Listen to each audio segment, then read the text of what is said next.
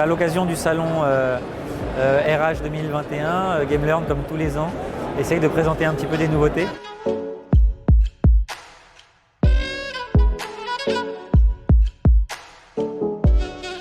Cette année, il y a une grosse nouveauté, mais elle était déjà présente l'année dernière, mais avec des améliorations nouvelles. C'est un outil auteur, c'est un outil de création.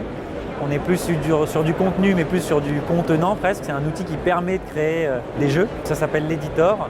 Cet outil Editor est utilisé par GameLearn en interne, donc on le met à disposition de nos clients, mais on l'utilise aussi nous pour étoffer notre catalogue, puisque c'est le second pilier de notre offre. On a cet outil-là d'un côté, mais on a aussi une offre avec cette fois-ci plutôt du contenu. Et cette offre s'étoffe constamment, donc à cette occasion, on présente aussi par trimestre entre 2 et 4 nouveaux modules. Donc là, en l'occurrence, comme on ne s'est pas vu depuis presque 4 trimestres, on présente à peu près une quinzaine de nouveaux jeux.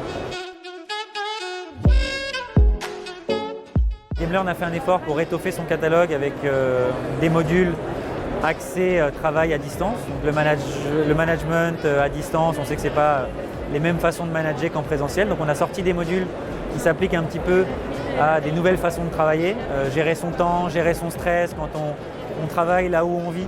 Ce n'est pas la même chose que quand on travaille là où on ne vit pas et que justement après on coupe et on retourne chez soi. Donc aujourd'hui les deux se mélangent un petit peu. Donc on a différents modules qui vont venir former les collaborateurs là-dessus. Et sur la partie retour à la normale, le catalogue de GameLearn a toujours été orienté, travailler sur des comportements physiques. Quand on est face à un client, face à un collaborateur, face à un collègue, les modules GameLearn ont toujours été de la simulation. Donc on continue de toute façon dans cette ligne directrice avec une belle partie de notre catalogue qui est adaptée à cela. Une première partie qui n'a pas forcément bougé, des populations managériales par exemple, des populations sédentaires au siège, etc., qui étaient des gens qui avaient déjà accès à l'outil informatique et aux outils digitaux. GameLearn a toujours pu accompagner ses clients sur ces typologies de profils-là.